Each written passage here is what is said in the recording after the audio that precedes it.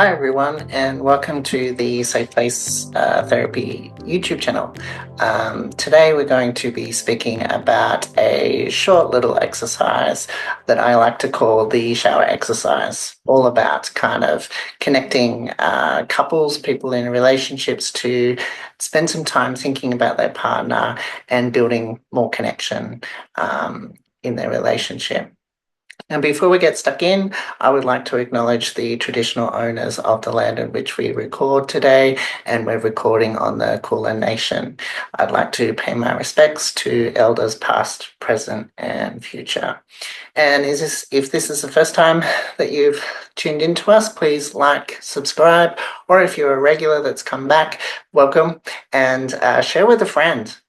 These tools and videos and episodes are very much put together for many different listeners, many different people in situations where they need some support, who might not have been to counselling before, but they're nice little snippets for people to spend some time on and digest. So, I've actually taken this short little exercise based from a habit book that I've been listening to, and the author's name is James Clear. Shout out to James, who wrote a book called Atomic Habits. And in that book, James explores this idea of habits, how to build habits, good and preventing bad habits. And he does a fantastic job on really tuning into the necessary details to help people build really successful habits for themselves. So one concept that James discussed is habit stacking, where all of us have regular habits that we do pretty consistently already, and stacking a new habit on top of that to kind of help that new habit be stuck with an old habit. So with a shower exercise, we're going to start with this idea that we all shower, we all bathe pretty consistently, right? Usually on a daily basis. So we've got our usual habit of doing that. And then we want to include a different kind of habit that's actually about connecting with your partner. Now, some people might be surprised by this idea, but often so many couples come to me feeling like there's not much spark happening in the relationship, or they haven't really organized a date very often, or sometimes, dare I say, their partner kind of goes back of their mind because you've been together for many years and the kind of spark isn't there anymore. So this little exercise is all about building an association in our mind, like shower, with actually putting our partner front and center. So the next time you're in a shower, I want you to spend 2 minutes thinking about your partner. And while you're there, while you're scrubbing away doing your thing, I want you to think about something small you can do as their partner to spark up their day. It could be a nice compliment.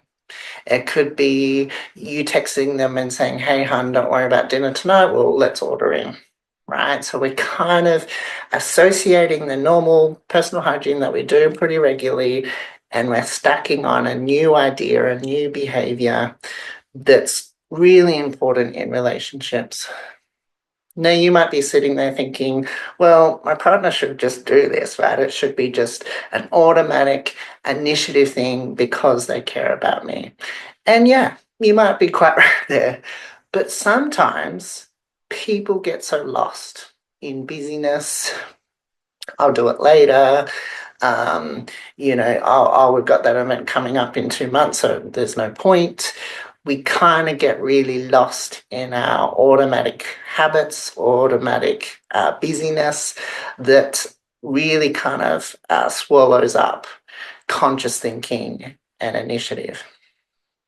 And that's, I think, part of the reason why lots of couples come and talk about the lacking of spark is purely and simply we're not putting that time in. So, okay, let's pretend that your partner comes to you and says, "Hey, you look really nice today," or "Well done on that project last week," or "Hey, I noticed you've been really working hard at work doing A, B, and C. How about we take the night off? How about we go out for dinner?" Right?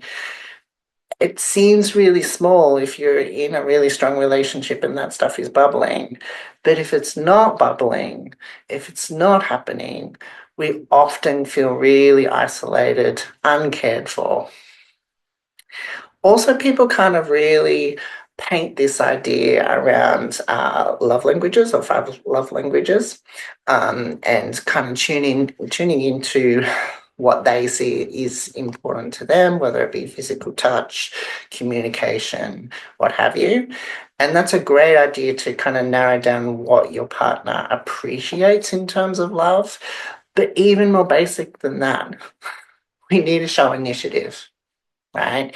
We need to take the time, carve out a little bit of space, and then think about our partner, think about our relationship.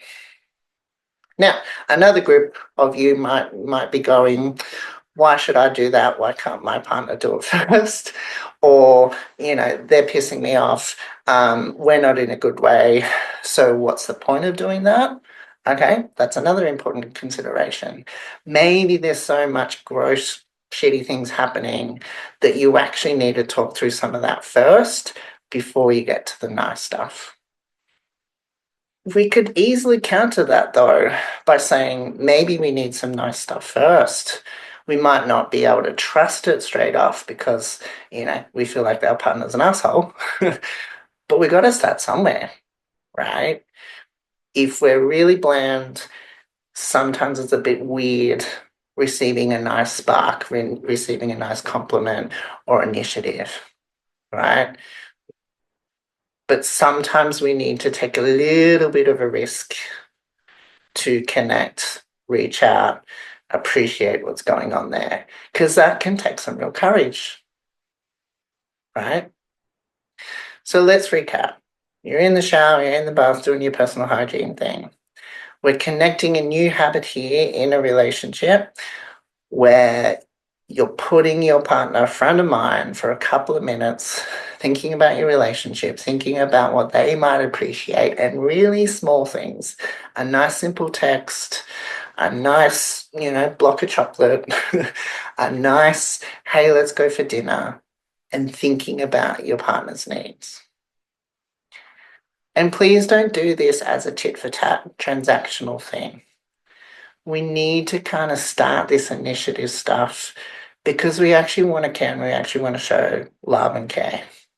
Let's start there. And who knows how our partner will receive that? Hopefully, in good spirit. Hopefully, that creates that spark, right? But if there's some yucky, unreserved difficulties there, that might call for some more help, right? Especially if it hasn't happened in a really long time, especially if both partners feel isolated, right? So I'm trying to carve this tool out for lots of different people in lots of different relationship statuses or conditions. But overall, you need to think about what's going on for you guys and the kind of support or the kind of help that might move you guys forward. Okay. So I'm asking you to take a step here out of your comfort zone, and that can be tricky.